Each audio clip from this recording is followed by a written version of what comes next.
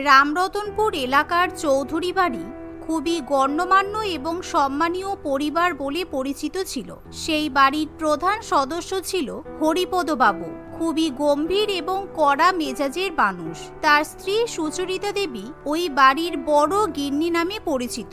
হরিপদ বাবুর বৃদ্ধা বোন বিমলা দেবীও সেই বাড়িতেই থাকে। আর ছিল সেই বাড়িতে 4 ছেলে এবং 4 বৌমা। সবকিছু মোটামুটি ঠিকঠাকই চলছিল, কিন্তু হঠাৎ করেই সেই বাড়ির 4 বৌমা অনন্যা, মালতী, ঝুমা এবং টুম্পা শ্বশুরবাড়ির বিরুদ্ধে আন্দোলন ঘোষণা করে।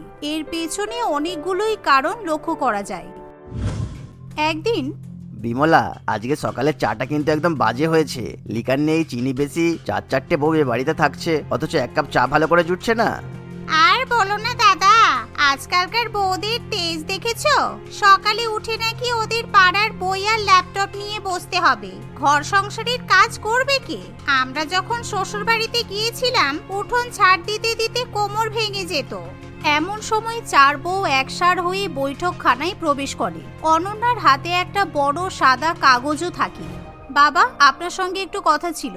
এ কি কথা? সকাল সকাল 4 মূর্তি একসঙ্গে যে? অরুণের জামা ইস্ত্রি হয়েছে? অরুণের জামা অরুণ নিজেই ইস্ত্রি করতে পারবে বাবা। হাত দুটো তো ভালোই আছে। আমরা অন্য কথা বলতে এসেছি। আসলে আমরা আমাদের দাবিগুলো জানাতে এসেছি। এই যে আমাদের দাবিপত্র। এই বলে ঝুমা একটা সাদা কাগজে লেখা কিছু দাবি হরিপদ বাবুর দিকে এগিয়ে দেয়, যা দেখে সবাই খুবই অবাক হয়। দাবিপত্র মানে? এটা কি কোনো কারখানা যে তোমরা ইউনিয়নের দাবি নিয়ে এসেছো? কারখানা নয় বাবা, কিন্তু এই বাড়িটা আমাদের কাছে কোনো জেলখানার চেয়ে কম নয়। তাই আমরা 4 জন সিদ্ধান্ত নিয়েছি আমাদের মৌলিক কিছু অধিকার দিতে হবে। শোনো কথা, 4টে ধিঙ্গি মেয়ে এসে শ্বশুরের হাতে দাবি চাপিয়ে দিচ্ছে। বড় গিন্নি, তুই কিন্তু এদের মাথায় তুলেছিস। আমি আবার কি করলাম? এরা তো নিজেদের মতো ডানা মেলেছে। কি লেখা আছে রে কাগজটায়? এই শিউলি পড়ে শোনাতো।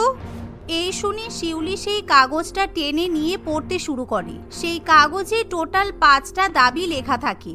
যেমন, বাড়ির 4 বউয়ের কোনো ব্যক্তিগত স্বাধীনতা নেই, পড়াশোনা এবং চাকরি করার সুযোগ দিতে হবে, বাপের বাড়ি যাওয়ার জন্য শাশুড়ি বা ননদের লিখিত কিংবা মৌখিক অনুমতি নেওয়ার নিয়ম বাতিল করতে হবে, 3 বেলার রান্না এবং ঘরের সব কাজ একা বউরা করবে না, কাজের লোক রাখতে হবে অথবা ছেলেদেরও কাজে হাত লাগাতে হবে। সন্ধ্যার পর ঘরে বসে টিভি দেখার উপর ননদ শিউলির একচেটিয়া অধিকার চলবে না। প্রতিদিন সকালে 4 বউকে ঘরের কাজের মাঝখানে অন্তত 1 ঘন্টা নিজেদের মতো সময় দিতে হবে। বাড়ির 4 বউয়ের সেই দাবিগুলো শোনার পর হরিপদ বাবু প্রচন্ড পরিমাণে রেগে যায়। বন্ধ করো, এইসব কি ফাজলামি? চৌধুরী বাড়ির বউরা চাকরি করবে, বাপের বাড়ি যাবে যখন মন চাইবে, আর আমার ছেলেরা রান্নাঘরে গিয়ে খুন্তি নাড়বে? মাথা খারাপ হয়ে গেছে তোমাদের? মাথা আমাদের একদম ঠিক আছে বাবা। আপনারা বছরের পর বছর ধরে আমাদের উপরে নিয়ম চাপিয়ে দিয়েছেন। ছোট বউয়ের কলেজ বন্ধ করিয়ে দিলেন, মেজ বউয়ের চাকরিটা ছাড়ালেন, ঝুমার আঁকার স্কুল বন্ধ করলেন, আর আমাকে তো ঘরের মধ্যে বন্দি বানিয়ে রেখেছেন। এই অন্যায় আমরা আর মেনে নেব না। আর যদি না মানি তাহলে কি করবি? বাপের বাড়ি চলে যাবি? যা, রাস্তা খোলা আছে। আমরা বাপের বাড়ি যাব না বাবা, এটা আমাদেরও বাড়ি। আমরা আমাদের অধিকার এই বাড়িতেই আদায় করব। আজ থেকে আমাদের দাবি না মানা পর্যন্ত আমরা 4 বউ 1 ফোঁটাও জল মুখে তুলবো না। মানে তোরা খাবি না? না খেলে কাজ করবে কে? দুপুরবেলা তোদের শ্বশুর মশাই আর তোদের বরেরা কি খাবে? আজ থেকে রান্নাঘর বন্ধ। কে কি খাবে এই বাড়ির লোকেরা নিজেরাই বুঝে নেবে। আজ থেকে আমরা অনশনে বসলাম। আমাদের দাবি পূরণ না হওয়া পর্যন্ত আমরা আমাদের আন্দোলন চালিয়ে যাব। এই বলে 4 বউ চৌধুরী বাড়ির উঠোনে চলে যায়। 4 বউ এক লাইনে একটা মাদুর পেতে বসে পড়ে। ধীরে ধীরে তাদের চিৎকার চেঁচেমেচির আওয়াজ শুনে পাড়া প্রতিবেশী ভিড় জমাতে শুরু করে। কিছুক্ষণ পর অরুণ, বরুণ, কিরণ এবং তরুণ 4 ভাই বাইরে থেকে ফিরে এসে 4 বউকে আন্দোলনে বসতে দেখে একেবারে আকাশ থেকে পড়ে। অনন্যা, এসব কি কাণ্ড? উঠানে ব্যানার টাঙিয়ে বসে আছো কেন? পাড়ার লোক দেখছে তো। দেখো করুন, মানুষজন জানুক যে এই বাড়ির চকচকে মার্বেল মেঝের নিচে কতটা নির্যাতন আর অবিচার চাপা পড়ে আছে। মালতী, তোদের কি মাথা খারাপ হয়েছে? পিসিমার মা কাঁদছে ভেতরে, তোরা অনশনে বসে আছিস মানে? দুপুর থেকে রান্না হয়নি কেন? কান্নাকাটির নাটক বন্ধ করতে বলো বরুণ। পেটে খিদে নিয়ে চেঁচানো সহজ নয়। দুপুর থেকে রান্না হয়নি, রাতেও রান্না হবে না। খিদে পেলে নিজেরা মুড়ি মেখে খাও। দেখতে দেখতে রাত 8টা বেজে যায়। চৌধুরী বাড়ির ড্রয়িং রুমে 4 ভাই হরিপদ বাবু, সুচরিতা দেবী, পিসিমা এবং শিউলি পরামর্শ করতে থাকে। অন্যদিকে বাইরে 4 বউ শান্ত হয়ে বসে থাকে। আমি বলছি দাদা শোনো, পুলিশে খবর দাও, বাপের বাড়ির লোক ডেকে এনে ছেটিয়ে বিদায় করো। এত বড় স্পর্ধা। পিসিমা মাথা গরম করো না তো, পুলিশ ডাকলে আমাদের কি মান সম্মান থাকবে? কাল পেপারে নামও উঠে যাবে চৌধুরী বাড়ির 4 বউয়ের অনশন, বুঝেছো? আর বাপের বাড়িতে ফোন করলে ওরাই তো উস্কাচ্ছে মনে হয়। অনন্যার বাবা তো ফোন করে আমাকেই শুনিয়ে দিল, মেয়েরা ঠিকই করেছে। তোরা কেমন পুরুষ মানুষ রে? তোদের বউদের তোরা সামলাতে পারছিস না? যা গিয়ে বুঝিয়ে তুলে নিয়ে আয়। আমরা কি চেষ্টা করিনি বাবা? অনন্যা তো পরিষ্কার বলে দিল, দাবিপত্র সই না করা পর্যন্ত ওরা এক পাও নড়বে না, কিছুই খাবে না। এই বলে অরুণ আবার বাইরে বেরিয়ে অনন্যার সামনে হাঁটু গেড়ে বসে বলে, অনন্যা প্লিজ, বাবা খুব রেগে আছেন, বাবার হার্টের প্রবলেম আছে জানো তো। অন্তত তুমি উঠে এসো, মেজো সেজো আর ছোটদের বুঝিয়ে নিয়ে এসো। অরুণ, তোমার সঙ্গে আমার ব্যক্তিগত কোনো রাগ নেই, কিন্তু বাবা যখন আমাদের উপর অন্যায় নিয়ম চাপিয়ে দেন তখন তো তুমি বাবার পাশে চুপ করে দাঁড়িয়ে থাকো। আজ আবার বাবার হাটের কথা মনে পড়ছে, কিন্তু আমার স্বপ্নগুলো যে রোজ মারা যাচ্ছিল, তখন তোমার এই দয়া কোথায় ছিল? আমাদের দাবি না মানলে আমরা এখান থেকে উঠব না। যদি অনাহারে আমাদের কিছু হয় তবে তার জন্য দায়ী থাকবে এই চৌধুরী পরিবার। আমাদের দাবি মানতে হবে, মানতে হবে। এমন কথা শুনে বাড়ির কারোর আর কিছু করার থাকে না। 4 বউ জেদ ধরে অনশনে বসে থাকে। পরের দিন সকাল 8টায় 4 বউয়ের অনশন 24 ঘন্টা পার করে যায়। গোটা একদিন না খেয়ে থাকার ফলে অনন্যা, মালতী, ঝুমা এবং টুম্পার মুখ ফ্যাকাশে হয়ে ওঠে, কিন্তু চোখে তাদের অদম্য জেদ দেখতে পাওয়া যায়। ইতিমধ্যে পাড়ার মহিলা সমিতি, পাড়া প্রতিবেশী চৌধুরী বাড়ির গেটের বাইরে ভিড় করে। পারুল মাসি কিছু ফল এবং জলের বোতল নিয়ে ভেতরে ঢোকার চেষ্টা করে, কিন্তু বিমলা দেবী গেটে দাঁড়িয়ে তাদেরকে আটকায়। খবরদার পারুল, ভেতরে ঢুকবে না, ওদের খাবার বা জল দেওয়া চলবে না, আন্দোলন ভাঙতে দাও। আহ বিমলা মাসি, তোমার হৃদয় কি পাথরের? মেয়েগুলো 24 ঘন্টা ধরে জল স্পর্শ করেনি, মুখগুলো শুকিয়ে আমসি হয়ে গেছে, তোমরা এত নিষ্ঠুর কেমন করে হতে পারো? ঠিক বলেছি পারুল মাসি, চৌধুরী বাড়িতে বৌদির উপর অত্যাচার নতুন কিছু নয়। আমরা মহিলা সমিতির পক্ষ থেকে 4 বউয়ের এই আন্দোলনকে সমর্থন করতে এসেছি। কিছুক্ষণের মধ্যেই বাইরে শুরু হয় স্লোগান, বৌদের উপর নির্যাতন চলবে না, শিক্ষা ও স্বাধীনতার অধিকার দিতে হবে। অন্যদিকে ঘরের ভেতরে হরিপদ বাবু কপালে উদ্বেগের ভাঁজ নিয়ে পায়চারি করতে থাকে। হঠাৎ করে বাইরে চিৎকার চেঁচেমেচি শুনে সে খুব ভয় পেয়ে যায়। বাবা, পাড়ার মহিলা সমিতি এসে গেছে, সঙ্গে কটা রিপোর্টারও ঘুরে বেড়াচ্ছে মনে হলো, ক্যামেরা নিয়ে ঘুরছে আবার। কি বললি? রিপোর্টার? প্রেস চলে এসেছে? সর্বনাশ করেছে রে, মান সম্মানটা শেষ হবে এবার। ওগো, এখন কি হবে? শেষ বয়সে পুলিশ আর কেস কাচারি করতে হবে নাকি? শিউলি, তুই ওদের একটু ঠান্ডা জল দিয়ে আয় মা। আমি কেন যাব? ওরা আমাকে কালকে কত কথা শোনালো, ওরা না খেয়ে মরুক। তুমি যেও না শিউলিদি, তুমি আর পিসিমাই তো মিলে এই বাড়িতে অশান্তির মূল আগুনটা জ্বালিয়েছো। টুম্পা পড়াশোনা করতে চাইলে তোমার গায়ে এত জ্বালা ধরে কেন বলো তো? তুই আমাকে দোষ দিচ্ছিস তরুণ? বউয়ের আঁচল ধরে নাচছিস? হ্যাঁ দিচ্ছি, কারণ টুম্পা ভুল কিছু চাইছে না, ও পড়তে চাই, নিজের পায়ে দাঁড়াতে চাই। এতে আমাদের চৌধুরী পরিবারের কি এমন ক্ষতি হতো? এভাবে পরিবারের লোকেরা একে অপরকে দোষারোপ করতে থাকে। দেখতে দেখতে দুপুর 1টা বেজে যায়। রোদের তাপ বেড়ে যাওয়ায় ঝুমা হঠাৎ করে মাথা ঘুরিয়ে অনন্যার কোলে ঢলে পড়ে। ঝুমা, ঝুমা, কি হলো তোর? এই কেউ জল দে, টুম্পা জল আন। ঝুমা, চোখ খোল ঝুমা। চৌধুরী বাড়ির ভেতরে সবাই দৌড়ে বাইরে আসে। ঝুমার অবস্থা দেখে কিরণ চিৎকার করে ওঠে। কিরণ ঝুমাকে কোলে তুলে বাড়ির মধ্যে নিয়ে যাবে বলে এগিয়ে যায়, কিন্তু এমন সময় অনন্যা কিরণকে আটকায়। থামো কিরণ, ঝুমার গায়ে হাত দেবে না, ওকে স্পর্শ করবে না, সরে যাও এখান থেকে, চলে যাও তোমরা। পাগল হয়েছে বৌদি? মেয়েটা সেন্সলেস হয়ে গেছে, ওকে ডাক্তারের কাছে নিয়ে যেতে হবে। ডাক্তারের কাছে যাওয়ার দরকার নেই, যদি কিছু হয় তার জন্য তোমার বাবা আর পিসিমা দায়ী থাকবে। আমরা এই জায়গা থেকে 1 ইঞ্চিও নড়বো না। বাবা, আর কত বিপর্যয় চাও তুমি? ঝুমা যদি মরে যায় আমি কিন্তু বিষ খাবো বলে দিলাম। আমি অন্ধ নিয়ম মানতে পারছি না। বাবা, প্রেসের লোক বাইরে ভিড় করছে, পাড়ার লোক গেট ভাঙতে চাইছে। 4টে মেয়ের কিছু হয়ে গেলে আমরা কেউ রেহাই পাবো না, আইন আমাদের ছেড়ে কথা বলবে না। আর পিসিমা, শিউলি, তোমরা দয়া করে চুপ থাকো। তোমরা তো ঘরের লক্ষ্মীদের দাসী বানিয়ে রাখতে চেয়েছিলে, আজ এই অবস্থা তোমাদের জন্যই তো। এমন সময় হরিপদ বাবু কাঁদতে কাঁদতে চেয়ারে বসে পড়ে।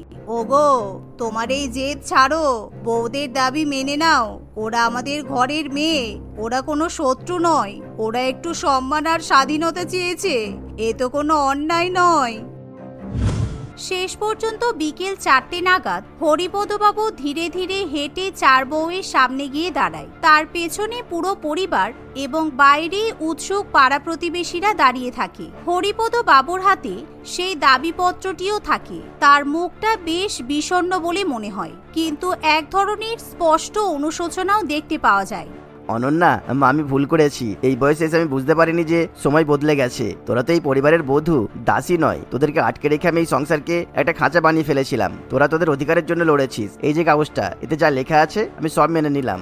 এই বলে হরিপদবাবু পকেট থেকে কলম বের করে দাবিপত্রের নিচে নিজে সই করে দেয়। সই করার পর কাগজটা অরুণের হাতে দিয়ে বলে, অরুণ, তোরা তোদের বউদের ঘরে নিয়ে যা। আর শিউলি, বড় গিন্নি, জলদি গিয়ে শরবত আর ফল নিয়ে আয়। ওদের অনশন ভাঙাতে হবে।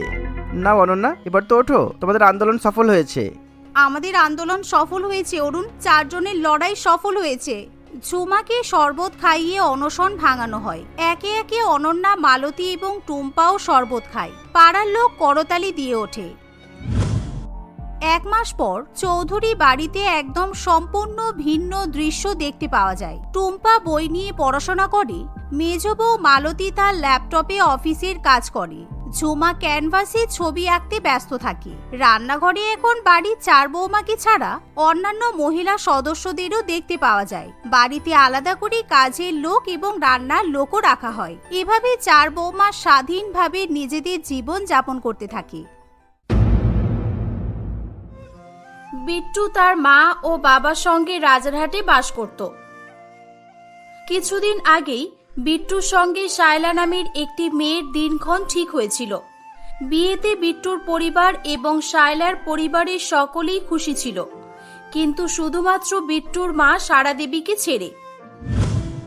সেদিন যখন বিয়ের আয়োজন নিয়ে আলোচনা করা হচ্ছিল, তখন, তাহলে বাবা, আত্মীয় স্বজন সকলকেই বলা হয়ে গেছে তো? আর রাঁধুনি, প্যান্ডেল এগুলো বলেছিস তো? নাকি সময় কাছাকাছি এলে দৌড়ে ঝাঁপ দিবি? দেখ বাবা, আমাদের বাড়িতে তেমন কোনো ছেলে নেই, তাই সবকিছু তোকেই দায়িত্ব নিয়ে করতে হবে। তোর বাবার তো জানিস বয়স হয়েছে, শরীর খারাপ। না গো মা, তোমাকে এ নিয়ে কোনোই চিন্তা করতে হবে না।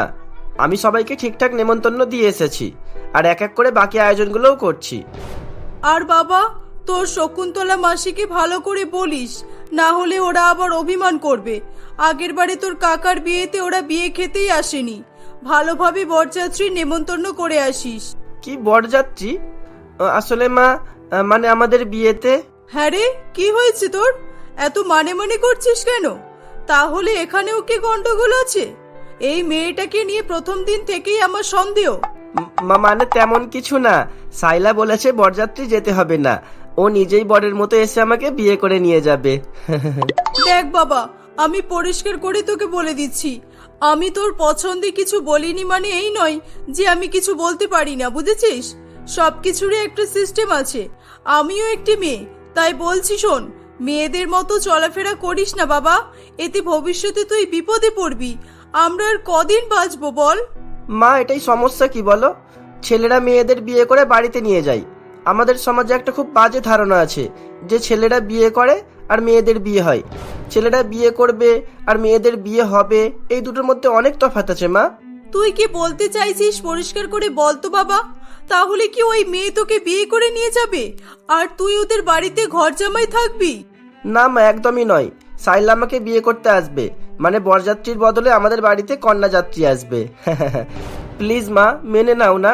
সাইলা অন্য মেয়েদের থেকে একদম আলাদা, তোমার ওকে খুব পছন্দ হবে। আসলে শায়লা ছিল বিট্টুরি কলেজের একটি মেয়ে। কয়েক বছর আগে তাদের প্রথম দেখা হয়েছিল, আর প্রথম দেখাতেই তারা একে অপরকে খুব পছন্দ করে ফেলেছিল। বন্ধুত্বের সম্পর্ক আস্তে আস্তে ভালোবাসায় পরিণত হয়। তারা তাদের বাড়ির লোককে বুঝিয়ে তাদের সম্পর্ককে বিয়ের রূপ দিয়েছিল। কিন্তু শায়লা ছিল একটু আলাদা ধরনের মেয়ে। যখন তারা সম্পর্কে ছিল, এমনই একদিন, এই যে ম্যাডাম, লাঞ্চ তো হয়ে গেল, এবারে উঠুন। ওয়েটার, যাবার সময় বিলটা দেবো। নো স্যার, তার কোনো প্রয়োজন পড়বে না। আমি এখানে ইনভাইট করেছি, তাই বিলটা আমি আগেই পে করে দিয়েছি, বুঝলেন? আরে সেটা কিভাবে সম্ভব? তুমি আমার সঙ্গে এসে নিজে বিল পে করছো? লোকে শুনলে কি ভাববে বলো তো আমায়? মনে করবে আমার কাছে হয়তো টাকা নেই। আই ডোন্ট কেয়ার লোকে কে কি ভাবলো, আমি যেটা বুঝি সেটাই করি। আর তোমাদের এই চিন্তা ভাবনাটা কবে দূর হবে বলো তো? আমি ছেলে মেয়ের মধ্যে তফাৎ আছে বলে বুঝতে পারি না তো কিছু। আর আমি পরে এটা করে দেখাবো, তুমি দেখে নিও। আচ্ছা ঠিক আছে বাবু, তোমার যা ইচ্ছা তাই করবে, কিন্তু এখান থেকে এবারে চলো প্লিজ। শায়লা এরকমই ছিল, সেই সবকিছুই নিজের ইচ্ছা অনুযায়ী করতে ভালোবাসতো। আর বিট্টু তাকে খুবই পছন্দ করত বলে তাকে কোনো কিছুতেই বাধা দিত না। এমনই একদিন যখন তারা দুজনে একসঙ্গে বসে গল্প করছিল, বলছি বিট্টু আমরা কবে বিয়ে করছি? মানে আমার সব বন্ধুদের তো বিয়ে হয়ে গেছে, মা বাড়িতে বলছিল। আমিও মাকে কথা দিয়ে এসেছি যে কয়েক মাসের মধ্যেই বর নিয়ে মায়ের সামনে হাজির হব। হ্যাঁ, তা আমরা বিয়ে করে নিলেই তো হয়ে যাবে, তাই না? আমি কিছুদিনের মধ্যেই তোমার বাড়িতে আমাদের বিয়ের সম্বন্ধ নিয়ে যাচ্ছি, আর তখনই তোমার মায়ের থেকে তোমাকে চেয়ে নেব, ওকে? না না, তোমাকে আসতে হবে না, আমি তোমার বাড়িতে যাব আর গিয়ে তোমার সঙ্গে বিয়ের ব্যাপারে কথা বলবো। আর এটা খুবই ইউনিক হবে। কি তোমার কোনো অসুবিধা নেই তো? বিট্টু কিছুক্ষণ চুপ থাকার পর বলে, তুমিও না পুরো পাগলি, তোমার মাথার চিন্তা ভাবনা একদম আলাদা। তোমার মাথায় এরকম চিন্তা ভাবনা আছে আমি জানতামই না। তা যাই হোক, আমি যাই আর তুমি এসো, সে তো একই ব্যাপার, তাই না? আচ্ছা কবে আসবে বলো? বিট্টু প্রথমে ভেবেছিল শায়লা হয়তো ইয়ার্কি করছে, কিন্তু সে সত্যি কথা বলছে সেটা সে জানতো না। বিট্টু ও শায়লা সেদিন যে যার ঘরে চলে যায়। একদিন হঠাৎই শায়লা বিট্টুকে না জানিয়ে তাদের বাড়িতে চলে আসে। অচেনা মানুষ দেখে সারা দেবী বলে, এই মেয়ে, তুমি এখানে কাকে খুঁজছো? কাউকে কিছু না বলেই বাড়ির মধ্যে ঢুকে পড়লে যে? আমি এত বড় একটা মানুষ দাঁড়িয়ে আছি, দেখতে পাচ্ছ না চোখে? আপনাকে মানে আপনাকেই চাই। আপনি সারা দেবী তো? মানে আমার হবু শাশুড়ি মা, তাই তো? হ্যাঁ, আমি সারা দেবী। কিন্তু কেন? আর তুমি আমাকে শাশুড়ি মা বলছো কেন? আমি আবার শাশুড়ি কবে হলাম? আমার তো ছেলের বিয়েই হয়নি। এই বিট্টু, এদিকে আয়, এই পাগল মেয়েটা এসে কি সব বলছে শুনে যা। কিছুক্ষণের মধ্যেই বিট্টু তাড়াহুড়ো করে সেখানে ছুটে আসে। আচ্ছা সাইলা, তুমি এসেছো? কি মুশকিল বলো তো? তা আমাকে ফোন করেই আসতে পারতে, তাহলে আমি মাকে বলে রাখতাম। এই এদিকে এসো, আগে একটা কথা আছে। আরে কি এদিক ওদিক করছিস? যা বলবি আমার সামনেই বল। আমার থেকে কি লুকাতে চাইছিস তোরা? তেমন কিছুই না, আমি বলছি আসলে আমি আপনার ছেলের সঙ্গে আমার বিয়ের ব্যাপারে কথা বলতে এসেছি। আমি গ্র্যাজুয়েশন কমপ্লিট করেছি আর রান্না বান্না ঘরের কাজ সমস্ত কিছুই পারি। আর আপনার ছেলেকে আমি ভালোবাসি, তাই ওকে বিয়ে করার জন্য প্রস্তাব দিতে এসেছি। যা বাবা, এই মেয়ে মনে হয় আমার বাড়িতে মান সম্মান সবই নষ্ট করে দেবে। যেভাবেই হোক আমায় হ্যান্ডেল করতেই হবে। হ্যাঁ হ্যাঁ মা, ও ঠিকই বলছে। সেই আমি সাইলার কথা বলছিলাম না, ভালো মেয়ে, আমিও ভালোবাসি। এটা শুনে সেদিন সারা দেবী খুব চিন্তায় পড়ে গিয়েছিল। কোনো মেয়ে যে ছেলের বাড়িতে একা একা সম্বন্ধ নিয়ে আসে, এটা সে জীবনের প্রথমবার দেখেছিল। ছেলের মুখের দিকে তাকিয়েই সেদিন সে শায়লাকে বৌমা করতে রাজি হয়ে যায়। কিন্তু আজ দেখ বাবা, সেদিন ওর বাড়ির লোক কেউ না এসে ও এসে বিয়ে ঠিক করে গেছিল, আর সেটা আমাদের মধ্যেই সীমাবদ্ধ ছিল। আমি কাউকেই বলিনি। কিন্তু তুই যে এখন বলছিস কয়েকদিন পরে তোদের বিয়ে হবে, সকলেই সেখানে উপস্থিত থাকবে, এখানে কিছুই লুকিয়ে রাখা যাবে না। মেয়ে আবার ছেলের মতো বিয়ে করতে আসে নাকি? কি জানি বাবা, বিয়ের আর কয়েকটা দিনই বাকি আছে, তুই কিছু একটা কর বাবা। মা, আমি অনেক বলেছি কিন্তু সাইলা কিছুই শুনছে না। ওর এটা অনেক দিনের শখ, বিয়ের দিন কালো চশমা পরে বাইকে করে আমাকে বিয়ে করতে আসবে। আর মা তুমি চিন্তা করো না, আমাদের বিয়েটা ইউনিক হবে, দেখবে বিয়ের দিনটা সকলেরই স্মরণীয় হয়ে থাকবে। এভাবেই বিট্টু তার মাকে নানানভাবে বোঝাতে থাকে। ছেলের খুশি দেখে সারা দেবীও কিছু বলে না। সময় কাটতে থাকে, অবশেষে বিয়ের দিনও চলে আসে। বউ যে বরকে বিয়ে করতে আসবে এটা বিয়েবাড়ির সকলেই জানতো, তাই কিভাবে আসবে, কেমন ভাবে বিয়ে হবে এগুলো দেখার জন্য সকলেই অধৈর্যের সঙ্গে অপেক্ষা করছিল। হঠাৎই শায়লা লাল গাউন পরে, বিয়ে সাজিয়ে, চোখে চশমা পরে একটি বাইক চালিয়ে সেখানে এসে উপস্থিত হয়। তাকে দেখে সকলেই অনেক খুশি হয় এবং তাকে অভিনন্দন জানাতে থাকে। আরে বাহ, মেয়েটা তো খুব স্মার্ট। আর বিয়ে বাড়িতে এরকম অসাধারণ আইডিয়া আমি প্রথমবার দেখলাম। যাই বলো, প্রথমবার দেখলেও আমার কিন্তু খুবই ভালো লেগেছে। হ্যাঁ গিন্নি, আমারও ভালো লেগেছে, কিন্তু আমাদের সময়ের মেয়েরা কি আর এত স্মার্ট ছিল যে বাইকে চড়বে? ওদের তো সাইকেল দিলেও চালাতে পারতো না, 10 বার আচার খাবে। এই তুমি কি বলতে চাইছো? আমাদের সময় মেয়েদের এত ছাড় ছিল না, আমরা বাড়ি থেকে বাইরেই বেরোতে পারতাম না, তো সাইকেল কিভাবে চড়বো? সারা দেবীকে অনেক ভালো বলতে হয়, লোকে মেয়েদেরও এরকম চলতে দেন না। সারা দেবী যেরকম বৌমাকে ছাড় দিয়েছেন, আমি তো সমস্ত ক্রেডিট সারা দেবীকেই দেব। তারা কথা বলছিল, পাশেই দাঁড়িয়ে সারা দেবী তাদের সমস্ত কথা শুনতে পাচ্ছিল। তার যেটা ভয় ছিল তার ঠিক বিপরীতটাই ঘটেছিল। সে ভেবেছিল শায়লা এভাবে বিয়ে করতে এলে লোকে খুব খারাপ বলবে, কিন্তু শায়লার সঙ্গে সঙ্গে সারা দেবীরও খুব প্রশংসা হচ্ছে দেখে তার ভুল ভেঙে যায় এবং সে খুব খুশি হয়। কিছুক্ষণ পর, তাই এখানে এভাবে দাঁড়িয়ে থাকলে চলবে নাকি? বিয়ের সময় তো পেরিয়ে যাচ্ছে, এবারে চলো এখান থেকে। হ্যাঁ যাব, আজ তোমায় খুব সুন্দর দেখাচ্ছে, সেটাই দেখছিলাম। আর সাইলা, একটা কথা জিজ্ঞাসা করার ছিল। বলি, বিয়ের পর অফিসের কাজ কি তুমি করবে, আর ঘরের কাজ কি তাহলে আমাকে করতে হবে? না মাথা মোটা, আমি একটা চাকরি পেয়ে গেছি, তাই দুজন মিলেই অফিসে যাব আর দুজন মিলেই বাড়ির সমস্ত কাজ করব। এটা শুনে বিয়ে বাড়ির সকলেই হেসে ফেলে।